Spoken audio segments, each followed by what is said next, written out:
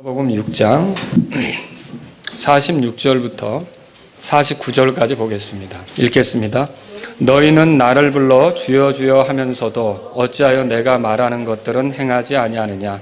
내게 나와 내 말을 듣고 그것들을 행하는 자마다 누구와 같은지 내가 너희에게 보여주리니 그는 집을 짓되 깊이 파고 기초를 반석 위에 놓은 사람과 같도다.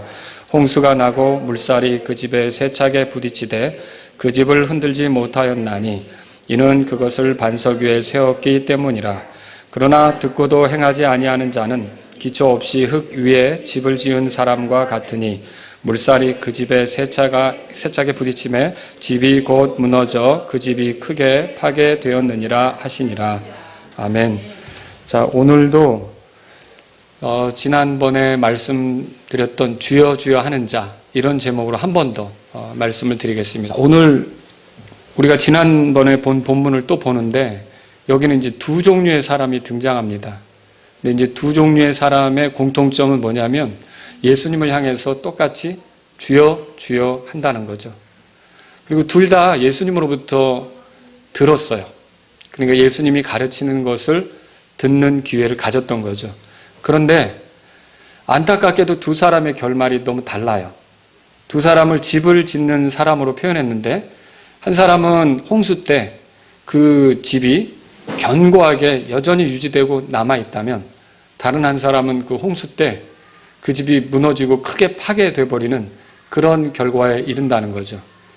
자, 그런데 그러면 이 두 사람이 이런 결말에 이르게 되는 것은 무엇 때문일까요? 주님의 말씀을 듣는 건 같았어요. 근데 한 사람은 주님의 말씀을 듣고 그대로 행했단 말이에요.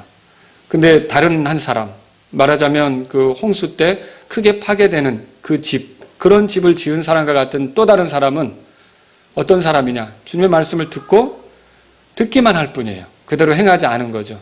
근데 이 듣고 행하는 것과 듣고 행하지 않는 것은 사실은 그들의 근본을 보여주고 있어요.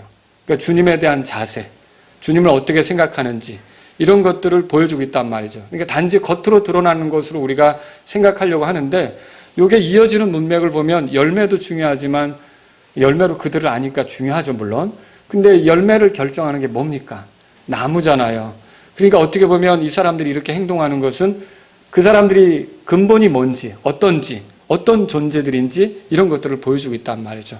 그래서 저는 이렇게 주여 주여라고 똑같이 부르지만 한 사람은 그리스도인이 맞아요. 그런데 다른 한 사람은 그리스도인처럼 보이기는 하는데 그리스도인이 아니란 말이죠. 그래서 그걸 우리가 지난번에 뭐라고 불렀습니까? 거짓 그리스도인. 참 그리스도인은 좀 이상하잖아요. 원래 그리스도인이니까, 그렇죠? 근데 그리스도인하고 거짓 그리스도인이 여기서 소개되고 있다는 거죠. 그래서 오늘 제가 여러분에게 드릴 말씀의 내용은 거짓 그리스도인을 먼저 설명을 드리고 그 다음에 그러면 그리스도인은 어떤 존재인가를 이어서 이렇게 말씀드리는 시간을 갖겠습니다. 자, 그럼 먼저 거짓 그리스도인이 어떤 사람인가? 이 말씀을 통해서 볼 때 거짓 그리스도인은 주님을 기쁘게 하려는 생각이 아니라 자기를 기쁘게 하려는데 그거에 집중합니다. 그래서 굉장히 열중하면서 자기를 이렇게 이제 기쁘게 하려고 하는데 주님의 말을 듣고 행하지 않는 것이 뭘 보여주고 있습니까? 주님을 기쁘게 할 뜻이 없다는 걸 보여줍니다. 그럼 그 사람이 주님을 기쁘게 할 뜻이 없다면 그 사람에게 남는 건 결국 자기인데 자기를 기쁘게 하려고 하는 그런 뜻으로 살아가는 것이죠. 만일 그가 주님을 기쁘게 할 뜻이 있었다면 주님의 말씀을 듣고 행했겠죠. 근데 여기 보시면 46절에 우리 같이 읽어보겠습니다. 46절 읽겠습니다. 너희는 나를 불러 주여 주여 하면서도 어찌하여 내가 말하는 것들은 행하지 아니하느냐. 그러니까 예수님을 향해 주여 주여라고 부르지만 그 말씀대로 행하려고 하지 않는 걸 보면 주님을 기쁘게 하려는 뜻이 있는 겁니까? 없는 겁니까? 그게 없는 거죠. 그러면 주님을 기쁘게 할 뜻이 없다면 그저 자기 자신을 기쁘게 할 뜻으로 산다는 거죠. 여러분, 세상 사람들을 살펴보세요. 세상 사람들도 자기 중심적이에요. 자기를 기쁘게 하려고 해요. 그리고 자기 입지를 강화시키기 위해서 세상을 살아가요. 그리고 자기 발언권을 세게 만들기 위해서 세상을 살아가요. 자기 영향력을 확대시키기 위해서 세상을 살아가죠. 근데 거짓 그리스도인도 똑같아요. 거짓 그리스도인하고 이제 세상 사람, 이 세상 사람들의 차이는 뭘까요? 똑같은데 자기중심적으로 사는 건 똑같단 말이죠. 근데 차이는 뭐냐면 세상 사람들은 교회 밖에 있는 거고요. 거짓 그리스도인은 교회 안에서 그 일을 한단 말이에요. 그러니까 교회 안에서 자기중심적이 되고 자기를 기쁘게 하려고 하고 자기가 인정받으려는데 초점을 두고 있다. 이게 거짓 그리스도인의 모습이다. 그렇게 보시면 되는 거죠. 그리고 거짓 그리스도인은요, 주님을 기쁘게 하려고 하는 것보다 자기가 얻으려고 하는 것, 그거에 더 관심이 많아요. 그러니까 어떻게 보면 기초를 파서 집을 지어야 되는데 기초는 생각하지 않고 겉으로 드러나는 그럴듯한 모습, 이런 것들만 이 거짓 그리스도인이 원한다. 이렇게 보시면 되겠죠. 교회 안에 얻을 수 있는 것들이 없을까요? 여러분 교회 안에 오셔서 뭐 여러 가지를 얻었을 거예요. 교회에서 얻을 수 있는 것들이 뭐가 있죠?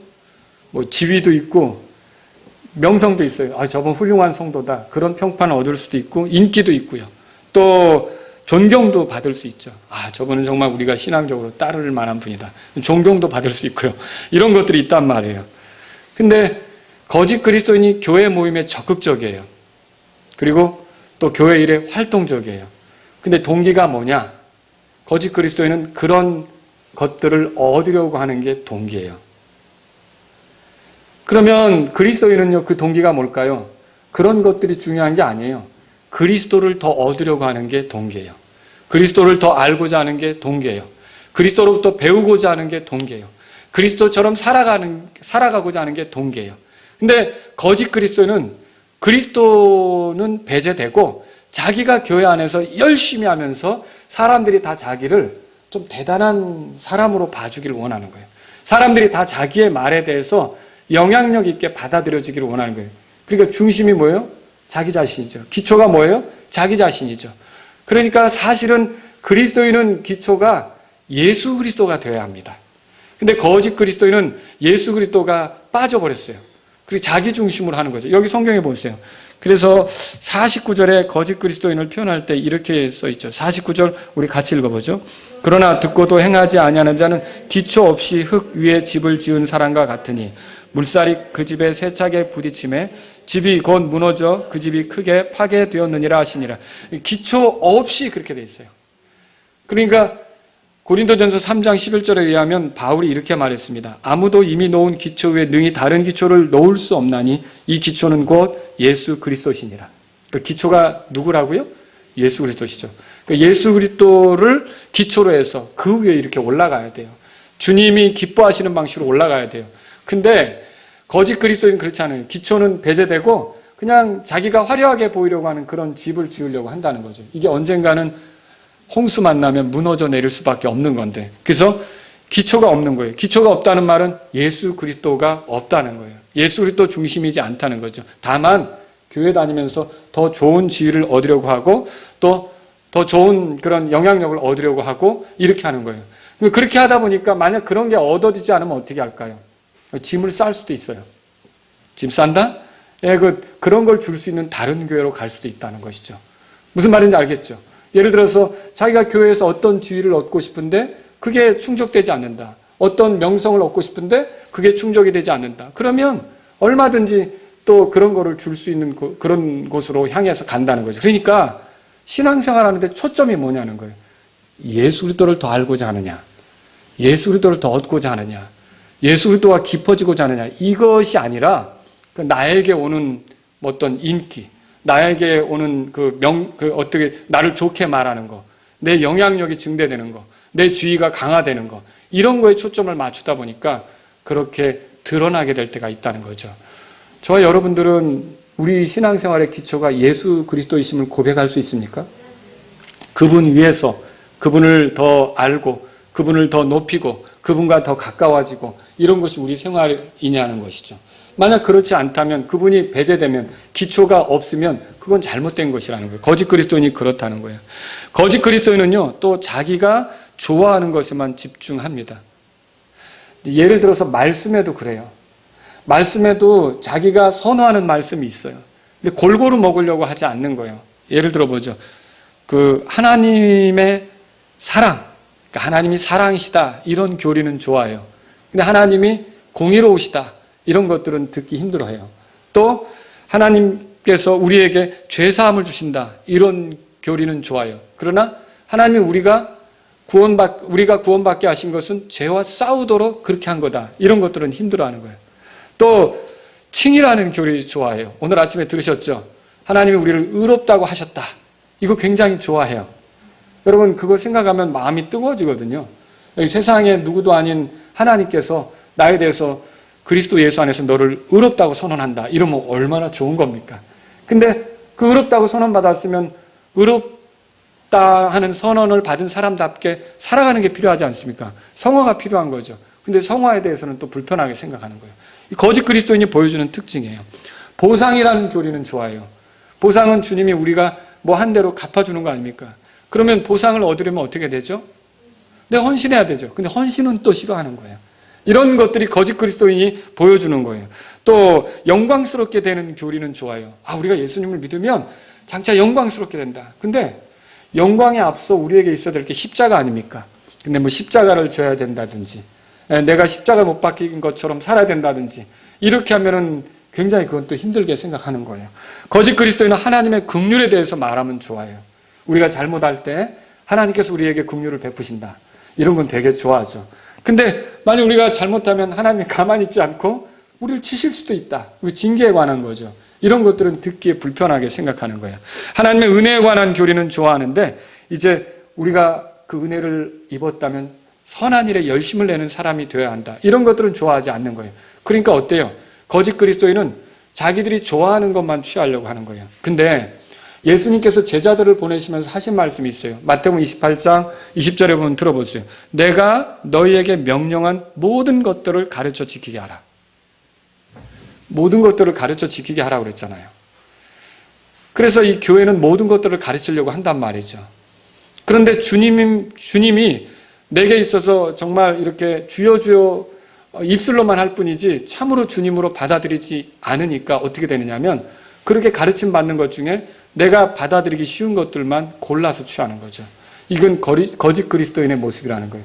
그 사람이 주님의 명령대로 살지 못하는 이유가 거기 있는 거예요. 아무리 들어도 듣는 것 중에 골라 듣는 거예요. 나에게 필요한 것만 듣고 나에게 필요 없는 것은 내가 안 하려고 하고 이게 거짓 그리스도인이 보여주는 모습이다라고 하는 것이죠.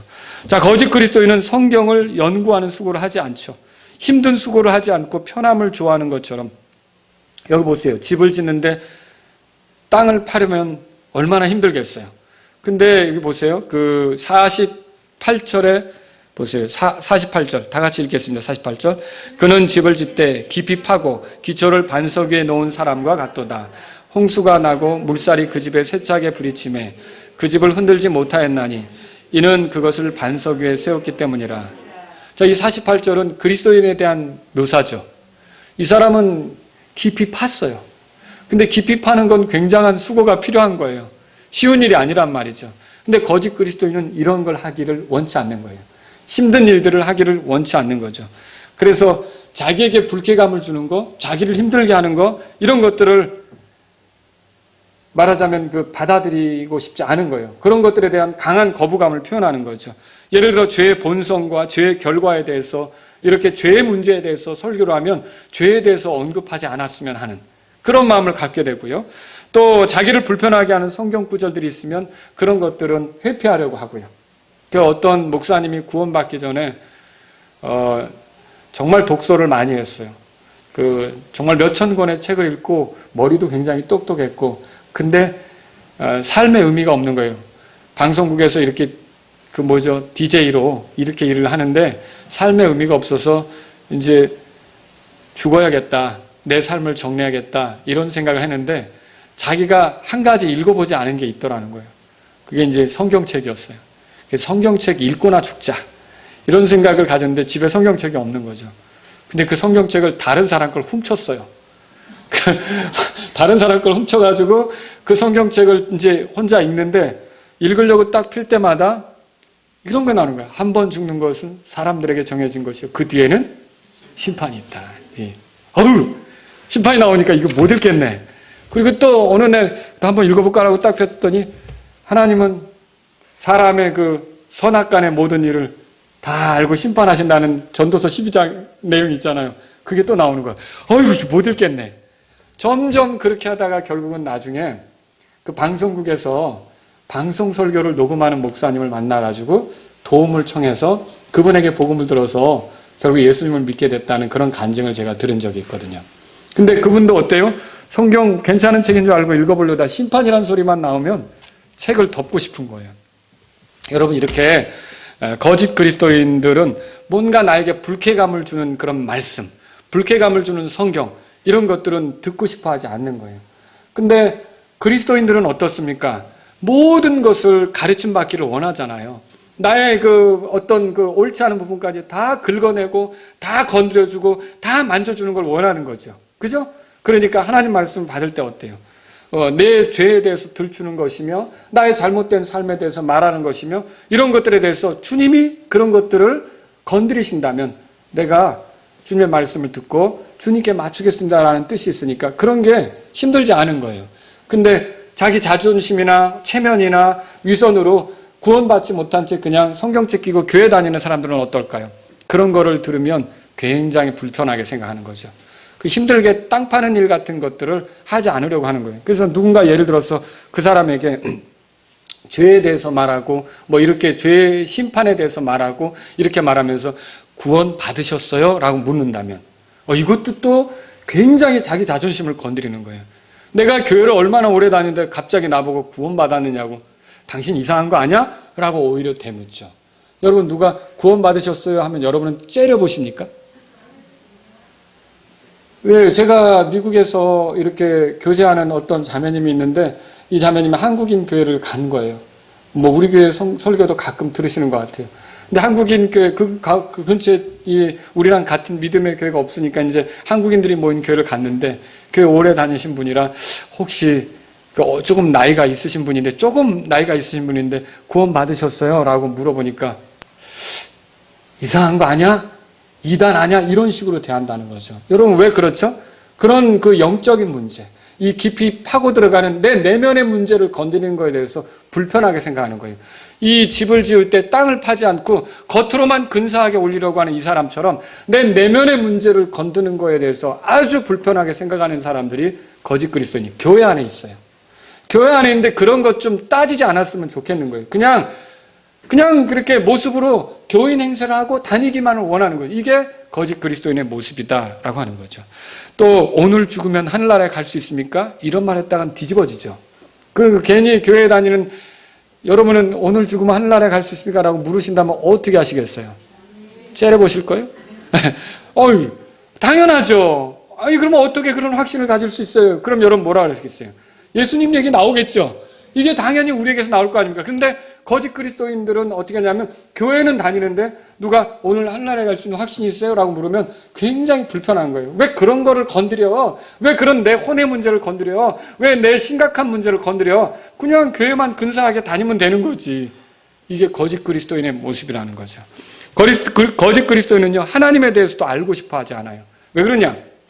마태복음 7장 21절에 보면 하늘에 계신 내 아버지의 뜻을 행하는 자, 그들이 하늘의 왕국을 들어가는 거 아닙니까?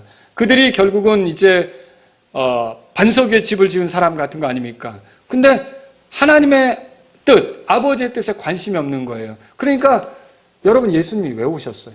아버지의 뜻 행하러 오셨죠? 아버지의 뜻을 성취하러 오셨단 말이에요. 그러니까 아버지의 뜻에 관심이 없으니까 예수님이 가르쳐 주시는 하나님 아버지의 뜻에 대해서도 행할 그런 마음이 없는 거예요. 그런 것들을 보여주지 못하는 거죠. 그래서 거짓 그리스도인은요, 하나님이 뭘 원하는지, 하나님이 뭘 싫어하는지 관심이 없어요. 잘 보세요. 그러니까 이게 못한다, 하나님 말씀대로 살지 못한다, 그 얘기를 하는 게 아니에요. 우리가 하나님 말씀대로 뜻을 알면서도 못할 때가 있어요. 그렇지 않습니까? 근데 그리스도인은 이렇게 하면 안 되는데 이 마음이 있죠. 이건 아버지의 뜻하고 충돌하는데 이런 마음이 있죠. 이렇게 하면 아버지를 기쁘게 하는 게 아닌데 내가 여기서 멈춰야겠다, 이런 마음이 있죠. 근데 거짓 그리스도인은 아버지의 뜻에 대해서 존중하지 않아요. 아버지에 대해서 알고자 하지 않아요. 그냥 교회만 다니는 거예요. 그래서 거짓 그리스도인들은 하나님 아버지의 그 뜻을 행하지 않는, 말씀을 행하지 않는, 듣고도 행하지 않는 그런 결론에 이르게 된다는 거죠. 그저 마음에서 그냥 평안하고 쉽고 해피해지는 거, 이런 것들을 원하는 거예요. 그냥 불편하지 않은 걸 원하는 거죠. 근데 예수님 따른다는 게 여러분 어떻게 예수님 믿으면서 지금까지 오니까 항상 이렇게 뭐 편안하기만 합니까? 우리가 찬송 부르잖아요. 편안한 거를 우리가 추구하는 사람들입니까? 아니죠. 내 영혼 편안해 이래요? 찬송가 가사가 어떻게 되죠? 편안해요, 평안해요?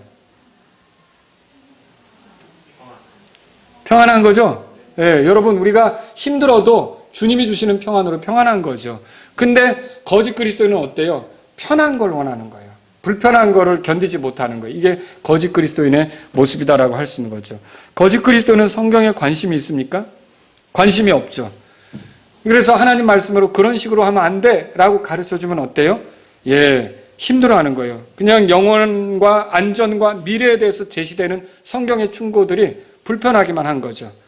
여러분 찬송을 부를 때 찬송가 가사가 여러분에게 의미 있게 와 닿습니까? 예?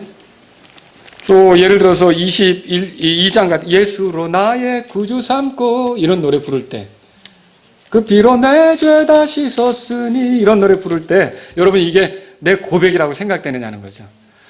진짜 우리가 믿음의 생활을 하는 사람들 그리스도인들은요 이런 고백을 드릴 때 이게 내 고백이라고 찬송할 수가 있어요. 근데 거짓 그리스도인은 어때요? 이게 뭔 뜻인지는 모르고 그냥 따라 부르기만 하는 거죠. 이게 다른 거예요. 거짓 그리스도인은 어때요? 거짓 그리스도인도 성경 구절 인용할 줄 알아요. 근데 마음에 편안을 주는 성경 구절을 인용할 뿐이에요. 힘든 구절들은 배척하는 거죠. 거짓 그리스도인들은 또 교제도 좋아하죠. 근데 어때요? 내가 편안하고 내가 느낌이 좋도록 하기 위해서 그 교제하는 거죠. 그리스도를 더 알고 그리스도를 드러내고 그리스도를 누리고 이런 것에 관심이 없는 거예요. 거짓 그리스도인들 이런 것들이 다르다는 거죠. 그래서 예수님을 향해 주여 주여라고 할 뿐이지 주님의 말씀대로 하는 것이 없는 거. 그래서 거짓 그리스도인이다라고 하는 거죠. 그러면 그리스도인은 어떨까요? 그리스도인은 거짓 그리스도인과 다른데 그리스도인은 하늘에 계신 아버지의 뜻을 행합니다. 마태복음 7장 21절에 이렇게 써 있어요. 내게 주여 주여 하는 자가 다 하늘의 왕국에 들어가지는 아니하고 오직 하늘에 계신 내 아버지의 뜻을 행하는 자라야 들어가리라. 그러니까 거짓 그리스도인은 아버지의 뜻에 관심이 없다면 이 그리스도인은 아버지의 뜻에 관심이 있어요. 그리고 그 뜻을 행하려고 하는 거죠. 또 그리스도인은요 예수님의 말씀을 듣고 행하는 자예요. 오늘 본문의 47절에 보세요. 47절 같이 읽겠습니다. 47절 내게 나와 내 말들을 듣고 그것들을 행하는 자마다 누구와 같은지 내가 너희에게 보여주리라. 자, 내 말들을 듣고 그것을 행하는 자는 반석에 집을 지은 사람 같다는 말을 하려고 하잖아요. 그러니까 그리스도인은 어떤 모습입니까? 거짓 그리스도인은 예수님의 말을 듣고도 행하지 않지만 이 그리스도인은 예수님의 말을 들으면 행하려고 한다는 거죠. 이게 그리스도인의 모습이란 말이에요. 그럼 여러분 여기서 우리가 생각해 볼 게 이게 그리스도인은 예수님이 가르친 대로 죽을 때까지 하나도 어기지 않고 잘 지킨다. 완전히 지킨다. 완벽하게 지킨다. 그 말입니까? 그렇게 못할 때도 있죠. 그리고 뭐 이 말이 그리스도인이라면 그 예수님이 말한 것을 듣고 지켜야 되는데 만일 예수님이 말한 걸 이렇게 어느 날 지키지 못하면 그리스도인이 철회된다. 그리스도인이었다가 취소된다. 이거 얘기하는 겁니까? 그거 얘기를 하는 게 아니에요. 여러분 그 목사도 설교하지만 못 지킬 때가 있는 거예요. 그래서 또 엎드리고 기도하는 문제가 생길 수 있고요. 그리스도인은 오래 살아왔어도 어떤 말씀은 여전히 힘든 게 있는 거예요. 여러분 그렇지 않습니까? 그 말씀이 분명히 내게 주어졌지만 그걸 자주 어기게 되는 그런 것들이 있을 수 있다는 것이죠. 주님은 지금 그런 걸 말하는 게 아니에요. 여기서 뭘 보여주냐면 이 행한다는 건요. 믿음에 대해서 보여주려고 하는 거예요. 믿음에 대해서. 자, 예수님은 이 말씀을 통해 믿음이라는 것이 언제나 행함으로 나타난다는 걸 보여주고 싶은 거예요. 여러분 믿음이 있으면 그게 반드시 행함으로 나타나게끔 돼 있어요. 행함 없는 믿음은 뭐라 그랬죠? 죽은 믿음이다. 여러분 읽어보셨죠? 그래서 여기서 그게 믿음이냐 믿음이 아니냐 여러분 이런 게 있어요. 이게 진짜 믿음이 있고요. 어떤 건 머리로만 지적으로 동의한 것일 수 있어요. 근데 믿음은 행동이 나오고 머리로만 그냥 지적으로 동의한 것은 행동이 나오지 않을 수 있다는 거죠. 그리고 우리가 알기는 알아도 그대로 살지 않는 경우가 있잖아요. 그런 것처럼 이게 보세요. 믿음이라는 문제는 반드시 어느 때 행동으로 나오지만 이렇게 지적으로 동의한 거, 이 수긍한 거 이런 걸로는 우리가 진짜 믿는다라고 말할 수 없게 된다는 거죠. 마음으로 믿지 않으면 행위가 나오지 않아요. 예수님을 향해 주여 주여라고 불러도 마음으로 예수님을 이제 주님으로 믿지 않으면 그 예수님이 가르친 대로 살지 못하게 되는 거죠. 예수님을 머리로만 인정하는 게 아니라 마음으로 이렇게 이제 예수님을 주인이라고 받아들일 때, 마음에서부터 주님이라고 받아들일 때 그때 자진해서 본인이 예수님의 종이라는 위치에 서게 되는 거예요. 그리고 예수님이 말하면 듣겠다는 그런 삶의 자세가 되는 거죠. 잘 안 될 수도 있어요. 말씀하신 대로 못할 수도 있어요. 그렇지만 어때요? 그 마음 자세는 내가 주님의 뜻대로 살아야 된다. 나에게 가르치신 대로 살아야 된다. 이 마음을 갖게 되는 거죠. 왜냐하면 마음으로부터 예수님을 주님으로 모셨으니까. 그래서 그걸 지금 예수님이 이 구절을 통해 보여주려고 하는 거죠. 또 예수님이 여기서 믿음을 보여주는데 믿음은 언제나 그 사람의 삶에서 열매로 나타나게끔 돼 있다는 걸 가르쳐 주려고 하는 거예요. 지적으로만 동의한 수준에 이르면 변화가 있어요, 없어요? 그건 변화가 없습니다. 믿음은 열매를 가져오게끔 돼 있죠. 믿음은 그 사람에게 영향을 미치는 거예요. 여러분이 진짜 그 열매가 있다. 뭐 그게 클 수도 있고 작을 수도 있고 변화가 빠를 수도 있고 서서히 올 수도 있고 어떤 부분은 넘치게 나타날 수도 있고 어떤 부분은 정말 빈약할 수도 있지만 열매가 있다. 열매가 있다는 건 믿음이 있다는 뜻이에요. 근데 열매가 아예 없다. 그건 반대로 뭘 얘기할 수 있습니까? 믿음을 보이지 못하는 거죠. 그런 문제가 있을 수 있는 거예요. 그래서 지적으로 동의한 거, 예수님 믿으면 좋다. 동의할 수도 있어요. 어떤 분은 무당으로 지내면서 귀신들을 쫓는 것보다 예수님이 더 세다. 그래서 내가 예수님을 믿기로 했다. 이런 분도 있어요. 여러분 그게 더 센 거 찾다가 예수님을 믿은 건데 사실은 우리가 그렇게 알 게 아니라 예수님이 어떤 분인지를 정말 정확히 아는 게 필요하잖아요. 그러다가 만약에 뭐 예수님을 향해서 빌었는데 뭐가 안 들어지고 그러면 힘빨이 떨어졌나 보다. 라고 또 예수님을 떠날 수 있는 거 아닙니까? 예수님의 능력이 조금 떨어졌나? 내가 다른 거에 빌어볼까? 이런 거는 예수님을 제대로 믿는 게 아니라는 거죠. 그러나 우리가 예수님이 하나님이시고 죄가 없으시고 사람이 되셨고 우리를 위해 죽으셨고 죄에서 우리를 건지시는 구원자시고 우리를 모든 죄에서 깨끗하게 하시고 지금도 부활하셔 살아계시고 변함없이 우리를 위해 중보하시고 우리를 끝까지 하늘로 인도하시는 유일한 구원자의 우리 주님이다. 이걸 마음으로 믿으면 여러분 마음으로 믿으면 그 사람의 삶에는 열매가 나타나지 않을 수 없다는 것이죠. 근데 이제 물론 이런 경우도 있어요. 예수님 믿으면 좋다. 나 천국 가고 싶다. 나 지옥 가는 건 싫다. 예수님이 내 죄 때문에 피 흘렸다고 한다. 그거 좋은 소식이네. 그리고 지적으로만 동의하고 이 마음으로부터 예수님에게 전인적으로 인격적으로 이렇게 엎드리지 않으면 그 지식이 그 사람에게 그런 정보는 줄 수 있을지는 모르지만 그 사람의 삶을 바꿔놓지는 못한다는 거죠. 여러분 제가 제 아내를 처음 만난 곳은 병원이었어요. 제 아내를 결혼하기 한 6년 전인가 병원에서 만났죠. 제가 성가대 이렇게 지휘하면서 아이들을 이렇게 이끄는데 우리 아이들 중에 하나가 쓰러졌어요. 그 아이 때문에 병원에 갔는데 그때 병원에서 일하는 제 아내를 봤어요. 그때는 그냥 간호사구나. 그리고 이게 아무렇지도 않게 넘어갔단 말이에요. 근데 점점 어떻게 해요? 내가 마음으로부터 이렇게 알게 되니까 저랑 같이 사는 사람이 됐잖아요. 여러분 우리가 주변의 사람들에게 인사하고 이렇게 하지만 정보로만 아는 경우가 있어요. 그러나 내가 정말 결혼해서 아는 거하고는 또 다른 차원의 문제라는 거죠. 그렇지 않습니까? 예수님에 대해서 내가 정보로 알 수 있어요. 이름이 예수래. 나사렛 출신이래. 유대인이래. 그리고 좋은 일 많이 하셨대. 십자가에서도 죽으셨대네. 그런데 예수님 때문에 내가 사는 거구나. 예수님 없으면 나는 안 되는 거구나. 이렇게 절박하게 마음에서부터 예수님이 믿어지지 않으면 지적으로 예수님에 대해서 많이 아는 거 소용없다는 거죠. 제가 예전에 인하대 전도 갔어요.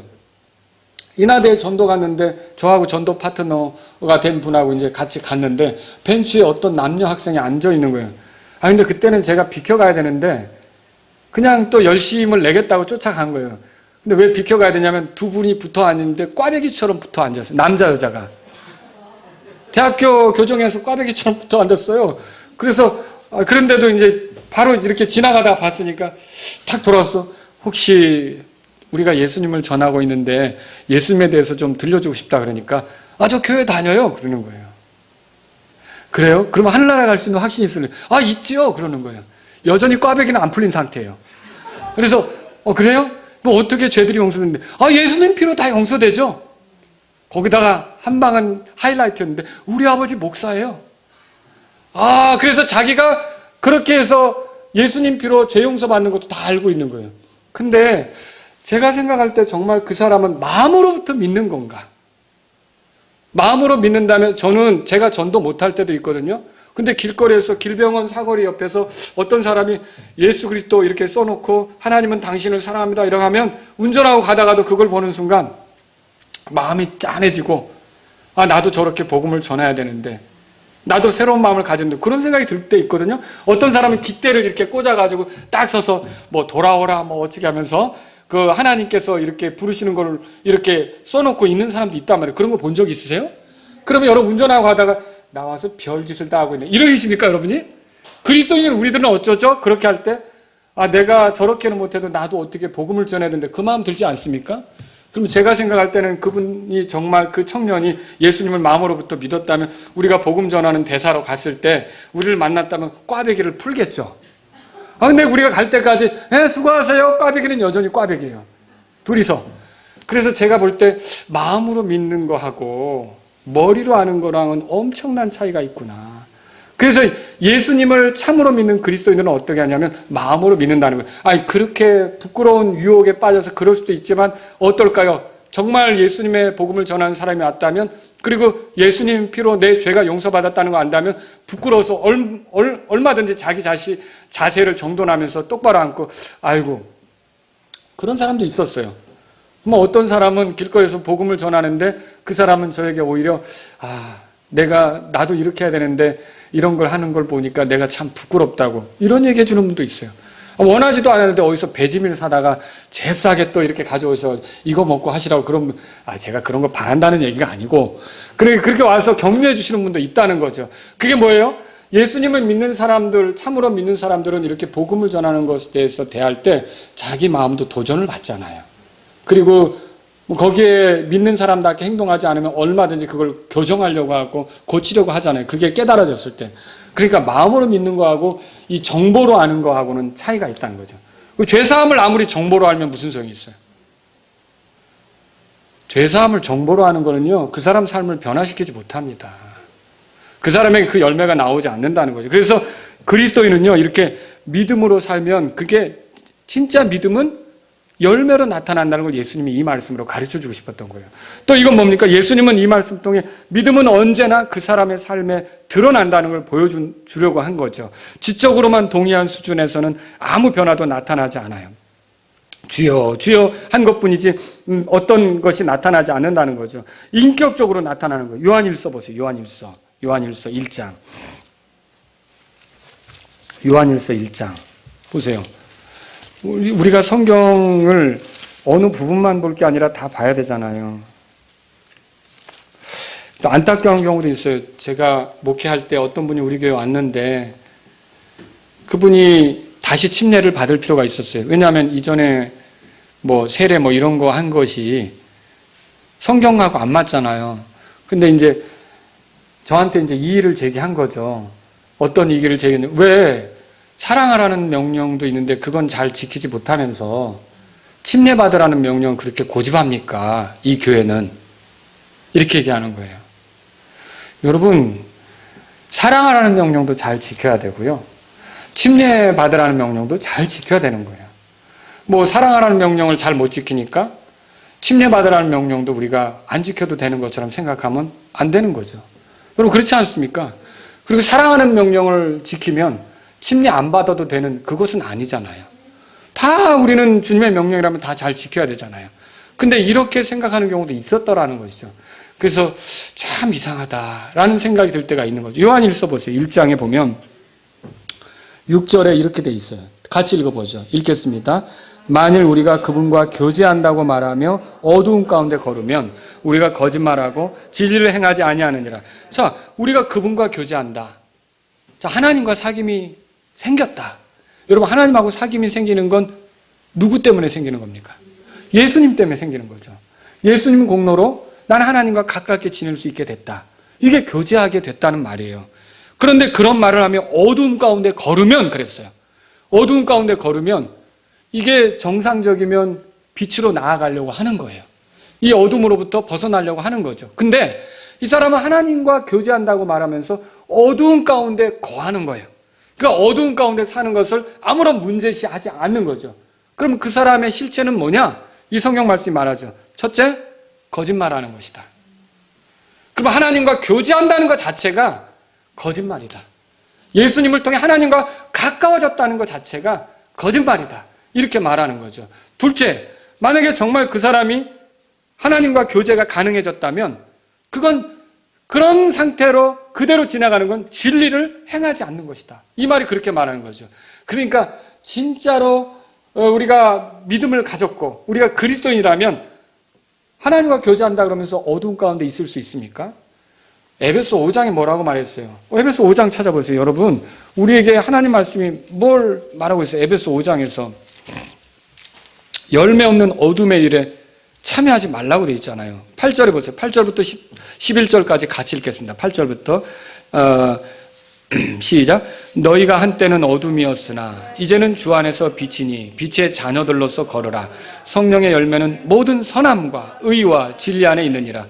주께서 받으실 만한 것이 무엇인지 입증하라. 이거 보면 우리의 삶에서 이게 주님이 받으실 만한 행동인지 이걸 보이라는 거예요. 내가 하는 행동이 주님이 받으실 만한 것인지, 어떤 거는 주님이 싫어하는 것일 수 있잖아요. 그런 것들을 계속하면서 나 하나님과 사귐이 있다? 그거 거짓말하는 거라는 거죠. 그런 거 할 수도 있어요. 우리가 그런데 유혹에 넘어갈 수도 있어요. 우리가 그런데 빠질 수도 있어요.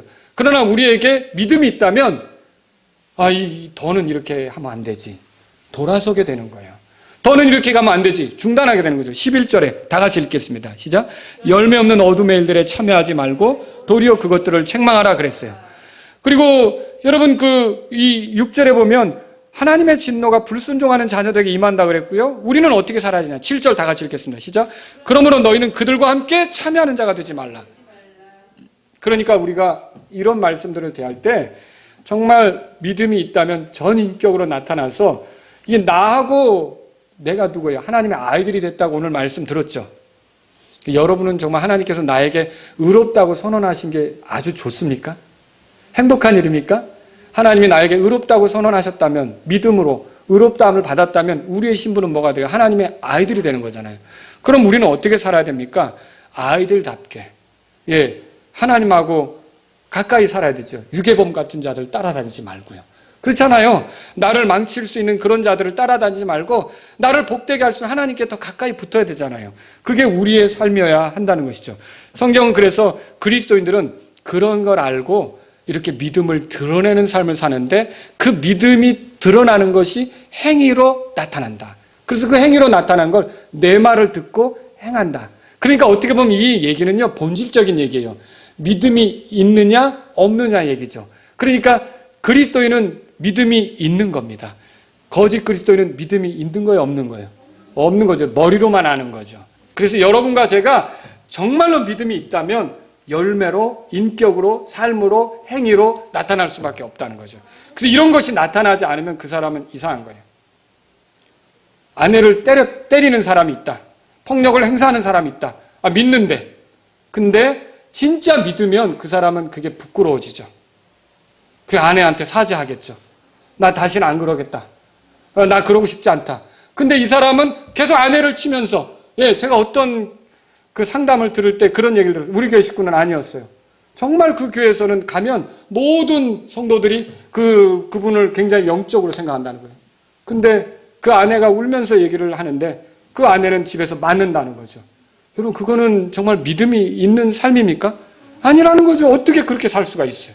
그러니까 이게 홧김에 어떻게 했다. 그렇게 해도 이게 부끄러워서 견딜 수가 없고요.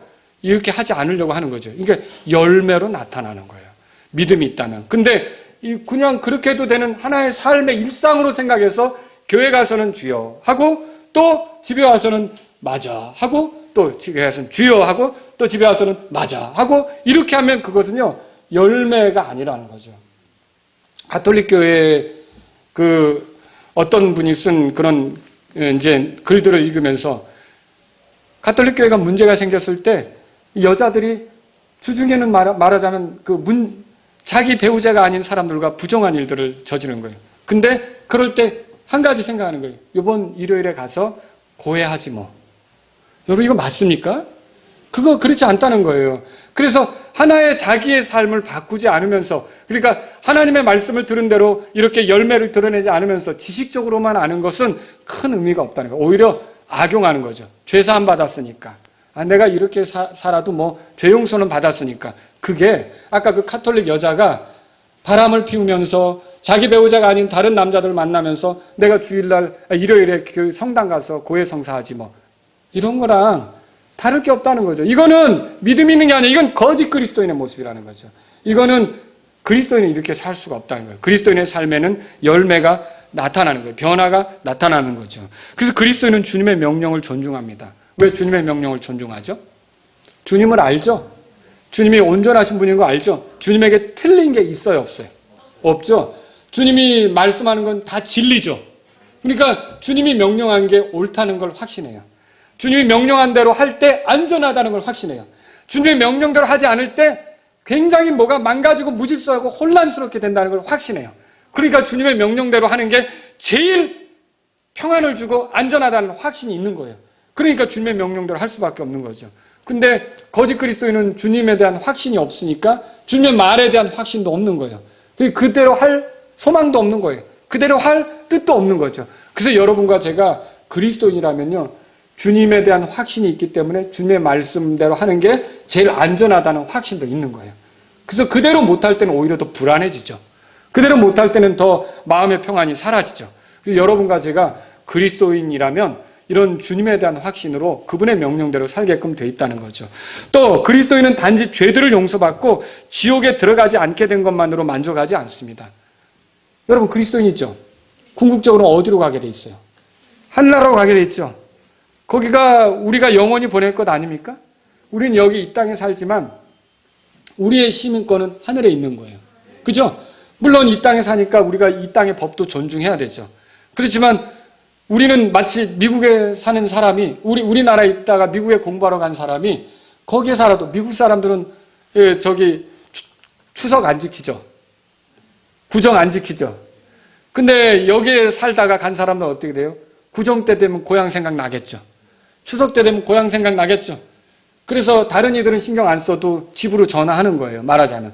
그게 뭐예요? 미국에 살아도 어디 방식을 쫓아가는 거예요. 이 나라 방식을 쫓아가는 거죠. 저와 여러분들이 그렇다는 거예요. 이 땅에 살아도 우리는 하늘의 시민권을 가진 사람들이란 말이죠. 그래서 어떻게 해요? 결국 가게 될 그 하늘의 법, 그 하나님께서 원하시는 거룩함, 이런 것들을 추구하면서 살아가는 게 그리스도인이어야 한다는 거죠.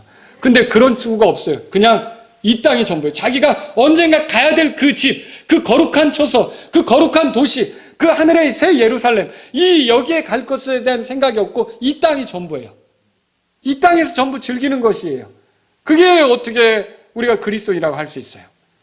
여러분, 이 땅에서의 삶에 오락도 있고 휴식도 있고 즐기는 것도 있지만 그 사람은 거기에 빠져 살지 않습니다. 어느 정도 되면 여기까지다. 내가 멈춰야 된다. 그만둬야 된다. 여기서 넘어가면 과하다. 이런 것들을 느끼고 주님 앞에서 더 주님의 나라의 법도대로 살려고 하는 게 그리스도인이란 말이죠. 보세요. 데살로니가전서 4장 보세요. 데살로니가전서 4장. 그래서 그리스도인은 이렇게 그냥 죄 용서 받았으니까 이 땅에서 내가 좀 재미있게 잘 살아보자. 이게 아니라는 거예요. 이게 전부가 아니라는 거예요. 하늘에 갈 준비를 하는 거예요. 4장 7절에 보세요. 4장 7절. 같이 읽겠습니다. 하나님께서는 우리를 부정함에 이르도록 부르지 아니하시고 거룩함에 이르도록 부르셨나니. 이 말씀 여러분 믿으십니까? 하나님이 왜 우리를 불렀어요? 부정함에 이르도록? 아니죠. 원래 부정한 존재였으나 거룩함에 이르도록 부르신 거 아닙니까? 그러니까 그리스도인은 이 말씀을 믿어요. 이게 하나님 말씀인 걸 믿어요. 이게 내 삶의 방향인 걸 믿어요. 내가 이렇게 살도록 구원받았다는 걸 믿어요. 그러니까 어떻게 해요? 거룩함에 이르도록 부름받았다는 것을 존중해서 거룩하게 살아가려고 하죠. 근데 그러다가 사람이다 보니까 죄에 넘어지거나 세상의 유혹에 빠지거나 그럴 때 있을 거 아닙니까? 그러면 그 사람은 어떻게 할까요? 다시 어떻게 할까요? 자기를 부르신 부르심에 맞게 돌아서려고 하죠. 이게 그 그리스도인의 모습이라고 하는 거죠. 그리스도는 자기 방향을 알고 있어요. 내가 어디로 가야 되는지 알고 있어요. 근데 우리 아이들에게 이제 뭐 어느 방송에서 이게 한 5살 먹은 아이들, 뭐 6살 먹은 아이들, 많이 먹지 못했죠. 나이는 어리죠. 세상 물정도 없는 그런 아이들. 이제 이런 아이들에게 심부름을 시키는 거예요. 뭐 사오라고. 그럼 이제 뭘 사온다고 처음에 듣고 가는데, 그 가다가 저 가게까지 가는데 중간에 뭐 달고나 파는 사람 뭐 있잖아요. 뭐 이렇게 바람개비 파는 사람 뭐 이랬으면 가는 방향을 잊어버리는 거예요. 거기 쭈그리고 앉아서 같이 그냥 구경하고 이것저것 하는 거예요. 그러다가 내가 왜 나왔지? 너 모르는 거예요. 이런 식으로 마치 내가 인생을 왜 여기 살고 있는 거지? 왜 구원받은 것이지? 이거를 망각한 채 살아간단 말이죠. 여러분, 그리스도인은 그렇지 않습니다. 그리스도인은 항상 자기 방향이 있어요. 여러분과 저는 어디로 가고 있습니까? 한나라로 가고 있죠? 거긴 거룩한 자만 들어가는 곳이잖아요. 그럼 거기에 들어가기 합당해 우리가 거룩한 부르심에 맞게 살아가는 게 우리의 삶의 방향 아닙니까? 여러분, 우리가 죽어서 거기 갈 수도 있고요. 아니면 그냥 살아있다가 그분을 만날 수도 있는 거거든요. 근데 그분을 만났을 때 그냥 내가 엉뚱하게 세상에서 이것저것 유혹받아가지고 죄의 진탕 쩔어가지고 살다가 주님 만나는 걸 여러분 원하십니까? 아마 우리가 그리스도인이라면 그렇게는 원하지 않을 거라는 거죠. 그리스도인은 주님을 만나는데 소망이 있는 거예요. 요한일서 보세요. 요한일서 3장에. 요한일서 3장. 그래서 거기 3절에 보세요. 요한일서 3장 3절. 다 같이 읽겠습니다. 그분 안에서 이 소망을 가진 자마다 그분께서 순결하신 것 같이 자기를 순결하게 하느니라 그랬어요. 자, 그분 안에서, 예수님 안에서 이 소망을 가졌어요. 어떤 소망인데요? 2절에 보니까 사랑하는 자들아 이제 우리는 하나님의 아들들이니라. 우리가 의롭다함을 얻었으면 하나님의 아이들이라고 그랬죠? 우리가 거룩하게 살도록 부름받은 거예요. 거룩하신 하나님처럼 살아가도록. 그래서 우리가 앞으로 어떻게 될지는 아직 나타나지 않았을 때 그분께서 나타나시면, 여기 나타나실 그분은 누구예요? 예수님이죠. 이분이 나타나시면 우리가 어떻게 돼요? 우리가 그분과 같게 될 줄 아노니 이는 우리가 그분께서 계신 그대로 볼 것이기 때문이라. 여러분, 우리에게 예수님 만날 날이 반드시 있다는 걸 믿으세요? 그리고 그때 우리가 그분처럼 된다는 걸 믿으세요? 이 소망을 가졌다면 우리가 이 세상에 어떻게 사느냐는 거죠. 그분께서 순결하신 것 같이 우리도 어떻게 해요? 자기를 순결하게 하느니라. 이 순결하게 하는 것은 누가 할 일이에요? 그러니까 내가 할 일이죠. 이 소망을 가졌다면. 근데 이거에 관심이 없어요. 예수님을 만난다는 데서 관심이 없어요. 그러면 뭔가 이상하지 않습니까? 정말 결혼할 사람들은요, 결혼에 대한 생각이 있고요, 결혼식 날짜가 다가오면 온전히 신경이 거기에 곤두서요. 안 그런가요? 결혼해 본 사람은 알 거예요. 그렇죠? 그 내가 결혼식이 있다는 걸 알면 그 날짜에 간다는 거죠. 혹시 결혼식 날짜가 이제 뭐 상견례하고 이랬는데 내가 언제 결혼식 하기로 했지? 이런 신랑 있으세요, 혹시? 만약에 여자분이 그런 남편을 만나게 되면 어떻게 돼? 그런 신랑감을 만나게 되면 그냥 하기 전에 그냥 하셔야죠. 근데 결혼 분명히 서로 약속했어요. 근데 우리 예를 들어 언제 결혼하자 그랬단 말이에요. 근데 저기 아무개 자매 우리 언제 결혼하기로 했지? 이상한 거죠, 그 사람은. 그 뭐예요? 우리가 주님이 오시는 게 있잖아요. 그럼 온전히 거기에 집중해서 주님 만나기를 예비하고 주님이 순결하시면 나도 순결하게 그분을 대하겠다. 이런 생각이 없다. 그럼 그거 이상한 거죠. 그거는 거짓 그리스도인들은 그렇게 나타날 수가 있는 거죠. 우리가 참된 그런 믿음을 가졌다면, 우리가 그리스도인이라면 언제든지 우리가 잘못할 수는 있어요. 순결한 게 이제 잃어버려지고 더럽혀질 수도 있단 말이죠. 그러나 그때마다 우리는 어떻게 할까요? 이 소망을 가졌기 때문에 회개하겠죠. 돌이키겠죠. 마음을 새롭게 하겠죠. 그래서요, 여러분 이렇게 그리스도인은요, 자기를 순결하게 한다는 것을 성경을 통해 보게 되는 거죠. 순결하게 할 마음이 없다. 마음이 없다는 건요, 그 사람에게 그런 믿음이 없다는 거예요. 그런 믿음이 없다는 건요, 들었지만 그 들은 거에 소망을 두지 않았다는 뜻이에요. 그럼 그 사람에게 열매가 나타나지 않는 건 너무도 당연한 거죠. 여러분은 순결하게 그리스도를 대면하고 싶은 마음이 있으십니까? 그럼 그리스도인이라는 거죠. 근데 내가 죄사함 받았지만 뭐 그런 것까지는 깊이 생각하지 않는다. 그러면 그 사람은 이상한 거죠. 그 사람은 정말 그리스도인인지 의심스러울 수밖에 없다는 것이죠. 자, 우리는 지금껏 주여 주여 하는 자 가운데 두 부류가 있다는 걸 살펴보았어요. 두 부류는 그리스도인이고 하나는 거짓 그리스도인이다, 그렇게 했어요.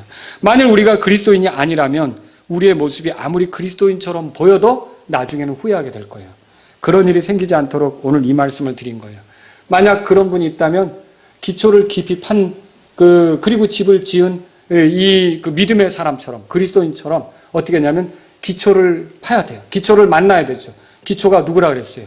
예수님이죠. 예수님을 마음으로부터 이렇게 믿고 받아들여서 정말 그분과 더불어 살려고 하는 그런 삶이 되어야 된다는 거죠. 자, 오늘 이 말씀은 우리가 주의 말씀을 듣고 항상 하나도 이렇게 어기면 안 된다. 우리가 완벽하게 지켜야 된다. 어기는 순간 우리는 그리스도인이 아니다. 그 얘기입니까? 그건 아니죠. 그렇지만 우리에게 열매가 중요한 거거든요. 어느 때 열매가 풍요롭게 나타날 수도 있고 조금 나타날 수도 있고 오래 걸릴 수도 있고 이렇게 금방 나타날 수도 있고 하지만 열매는 중요한 거라는 거죠. 그래서 우리가 그리스도인이라고 한다면 이렇게 열매를 드러내는 삶으로 하나님께 영광을 돌릴 수 있다는 것을 배울 필요가 있는 거죠. 오늘날 우리는 입술의 고백을 할 수도 있어요. 지적인 동의를 할 수도 있어요. 그러나 정말로 놀라운 변화는 어떻게 나타나는 겁니까? 마음으로 믿을 때. 마음으로 믿을 때. 그러니까 부모님에 대해서도 마음으로부터 참 나를 위해 살아온 것이 참 고생스러웠겠구나 라고 마음으로부터 이게 여기 건드려지면 그때 우리가 이제 철든다고 하잖아요. 철든다. 그때부터 이제 부모님에 대한 생각이 달라지는 거죠. 예수님에 대해서도 하나님에 대해서 마찬가지예요. 마음으로부터 믿어질 때 그 사람이 정말 변화가 나타나고 열매가 있게 된다는 거죠. 혹시 우리는 모래 위에 집을 짓고 있는 중은 아닙니까? 조만간 홍수가 나고 물이 거세게 들이닥치면 우리가 지은 것들은 허물어져 버릴 것입니다. 우리 신앙이라는 게 크게 파괴되고 말 것이죠. 비슷하게 그리스도인처럼 꾸민 것들이 이제 아무것도 아닌 것처럼 드러나서 후회하게 되겠죠. 그렇게 되기 전에 우리가 흙 위에 집을 짓고 있다면 빨리 우리가 돌이켜서 기초를 파야 돼요. 뭔 얘기입니까? 반석이 나오기까지 파야 돼요. 우리의 반석은 누구십니까? 그리스도시죠. 그리스도 위에 그리스도에 대한 마음으로 새롭게 시작하는 것이 필요하다는 거죠. 그리고 여러분이 이미 그리스도인이라면 이제부터는 그리스도인다운 삶을 사는 그런 열매를 풍요롭게 드러내는 그런 삶이 되실 수 있기를 바랍니다. 기도하겠습니다. 오늘 이 말씀을 들으신 여러분 가운데 내가 흙 위에 집을 짓는 사람 같았어요. 나도 반석 위에 집을 짓기를 원해요. 내가 믿음이 있다고 하지만 사실은 머리로만 아는 것이고 지적인 동의였지 예수님이 나를 위해 행하신 일이 얼마나 귀한 것인지 마음으로부터 존중하지는 못했어요. 이런 분이 있다면 오늘 이 시간 예수님을 향해 정말 마음을 들이시기 바랍니다. 내가 예수님에 대해서 알고 감정적으로도 좋아하고 그리고 의지적으로도 주님께 맞추겠다는 그 마음을 들이시란 말이죠. 그렇게 할 때 여러분이 반석의 집을 짓는 삶을 시작하실 수 있습니다. 혹시 여러분이 이미 구원받은 사람으로서 지금 반석 위에 믿음의 삶을 살아가고 있다면 더 열매가 나타나고 내가 주님께 들은 대로 살기를 원합니다. 이런 기도를 드리시지 않겠습니까? 제가 주님께 들은 대로 살아서 반석 위에 집을 짓는 사람인 것을 입증하기를 원합니다. 이런 분이 있다면 하나님 주님의 말씀에 나를 맞추겠습니다. 이런 고백을 드리시기 바랍니다. 내가 주님의 말씀을 골라서 믿지 않겠습니다. 그냥 전적으로 주께서 가르친 모든 말씀을 믿겠습니다. 이런 분이 있다면 기도하시기 바랍니다.